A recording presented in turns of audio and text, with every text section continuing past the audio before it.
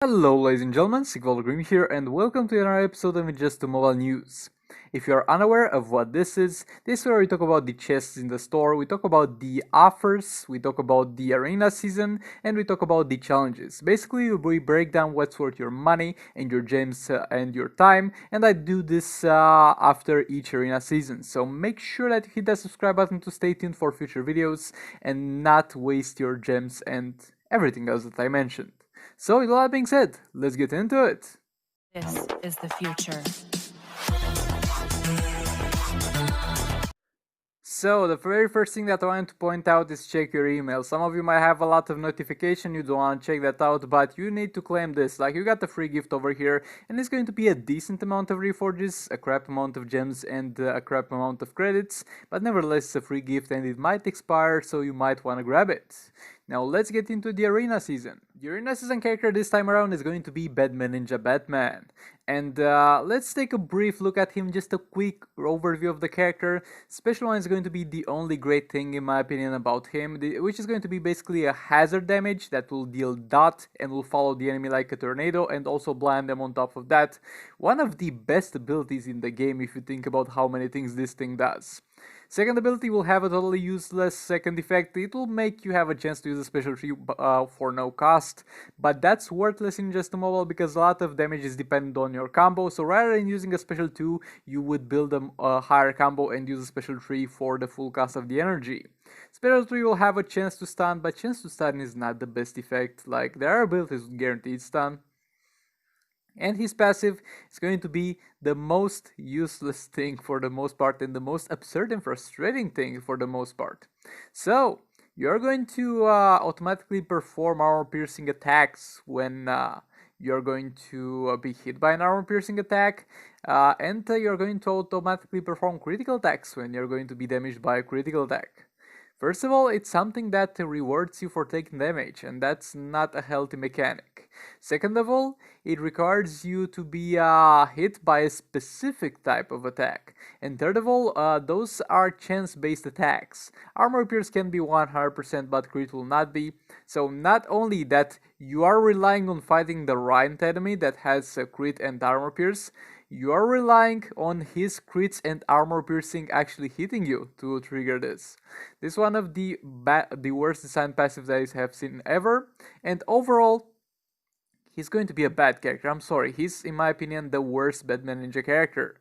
But we have a good run, boys. We had a couple good characters. Maybe we'll get some more in the future. This is a chiller in a season, like, play it definitely for the gems and for the character, but don't go out very refreshing for this one. Also, there's a Deadshot invasion, and yeah, like, Deadshot is only useful in the Suicide Squad team, and many of you will not have that for the most part. But look, you're getting some gold shards for free, so you might as well take advantage of it. But yeah, let's get into the challenges. One of the challenges will be Sword Sub-Zero, and let's take a quick look at Sub-Zero. He's going to have a freeze on his special 2, and that's very good because there is no such thing as freeze immunity except for him and Captain Cold. They have that, but most characters don't have that. They have stun resistance, but it does not apply in the case of freezes. So this is particularly good in Arena NCA because you'll be able to freeze opponents that have close to maximum stun resistance and kind of spam this and win fights like this if you so desire.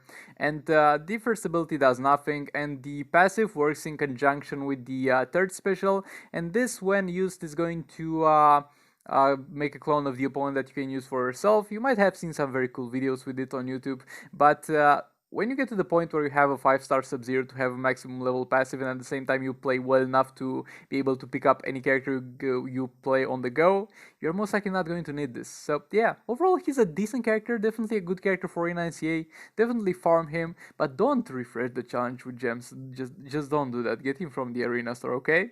Let's get into the store section right now. Not many changes in terms of the store section, so I'll quickly go over it. I've gone over the legendary Halloween chest and the Halloween gear material chest in the previous video. I'm going to go over them over here much quicker. If you want a more in-depth analysis, definitely check the video that I did yesterday on them.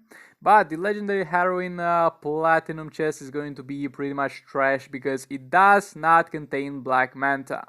Like, this would have been a decent chest, I guess, if it contained Black Manta, but it has no Black Manta, and like Gorilla Grodd is good, Arkham Knight Batman is good, and Justice League Superman is good if you are going to drop them. Brainiac and Darkseid are the least good drops, but you'll get those characters anyways without gears. It's nothing like a sale on this one, like it's 500 gems. It's not like a platinum sale that's going to be like a 375 chance.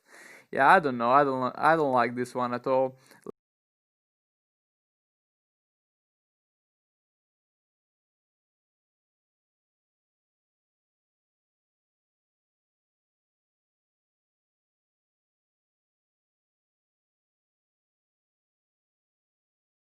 From there. Batman Ninja Gorilla got gear chest, like his gears drop from raids, but they drop very rarely. So the most likely the only free to play way to get them will be by buying this chest. And first of all, he can work without gear.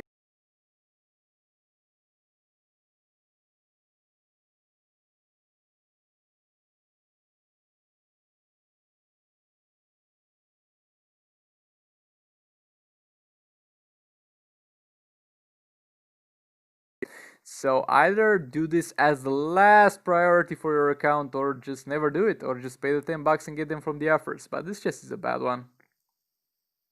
Halloween gear material chest, I have talked about this in depth in my previous videos and compared it to previous chests, previous gears and reforged chests that we had all across this year.